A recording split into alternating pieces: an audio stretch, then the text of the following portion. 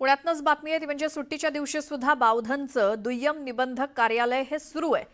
पुणे जमीन गैरव्यवहार प्रकरणामध्ये तेजवानी आणि दिग्विजय पाटलांना प्रत्यक्ष हजर राहणं बंधनकारक आहे, तर शीतल तेजवानी गायब असल्यामुळे व्यवहार रद्द होण्यात सध्या अडचणी येत आहेत आणि बावधनचं हे दुय्यम निबंधक कार्यालय आज सुट्टीच्या दिवशी देखील सुरू आहे।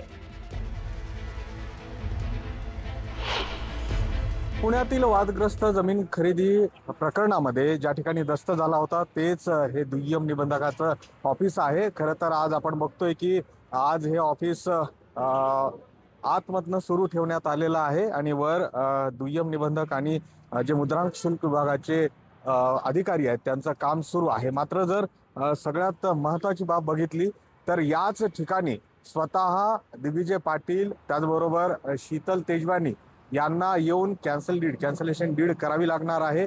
जमिनीचा व्यवहार रद्द करण्यासाठी त्यांना स्वतः इकडं यावं लागणार आहे आणि तो व्यवहार रद्द करण्याआधी याच कार्यालयातून जे त्यांना त्रुटीपत्र दिले गेले ज्यामध्ये स्पष्ट उल्लेख आहे की त्यांनी या व्यवहारापोटी जी 6 कोटीची स्टॅम्प ड्युटी आहे 6 कोटी रुपयांची ती आधी भरणं गरजेचं आहे।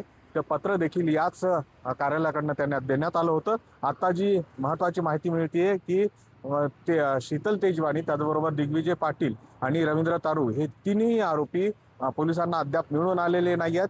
त्यामुळं अजित पवार यांनी सांगितल्याप्रमाणे किंवा मुख्यमंत्र्यांनी सांगितल्याप्रमाणे या संबंधित जमिनीचा व्यवहार जर रद्द करायचा असेल तर तो पक्षकारांनीच येऊन त्या संदर्भातले अर्ज करावा लागतो आणि दुय्यम निबंधकाच्या समोर बसून त्या संदर्भातल्या ज्या इतर प्रोसिजर असतात त्या फॉलो करून तशा संदर्भातलं पत्र देऊन तो व्यवहार रद्द करायचा असतो। मात्र मागील 3 दिवसांपासून आरोपी जे आहेत ते पोलिसांनाही मिळून आलेले नाहीत आणि दुसरीकडे जर व्यवहार रद्द करायचा तर त्यांना स्वतः किंवा आपल्या पॉवर ऑफ अटर्नी धारक व्यक्तीला इथे पाठवावं लागणार आहे। त्यामुळे हे कार्यालय खूप महत्त्वाचं आहे। आत्ता जी माहिती आपल्याला मिळते की याच ठिकाणी आत्ताही जे इतर या प्रकरणाशी व्यवहाराशी संबंधित आहेत त्यांना नोटीस देण्याचं काम वर सुरू आहे। मात्र ती नोटीस कोणाला पाठवली जाणार आहेत कशा संदर्भात याबद्दल कोणीही माहिती द्यायला तयार नाही।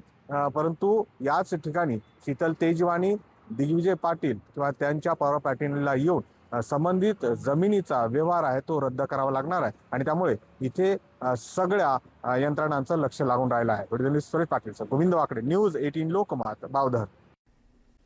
कुख्यात गुंड निलेश घायवळच्या अडचणींमध्ये वाढ झाली आहे। जामखेड पोलिसांनी निलेश घायवळ सोबतच एकूण 12 जणांविरोधात गुन्हा दाखल केलाय।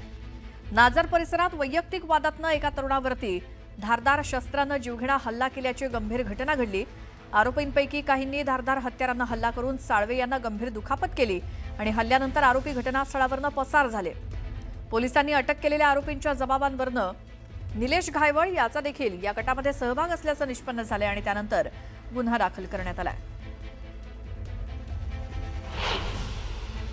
जामखेड पोलीस ठाण्याच्या हद्दीमध्ये ही घटना 24 ऑगस्टला घडलेली होती।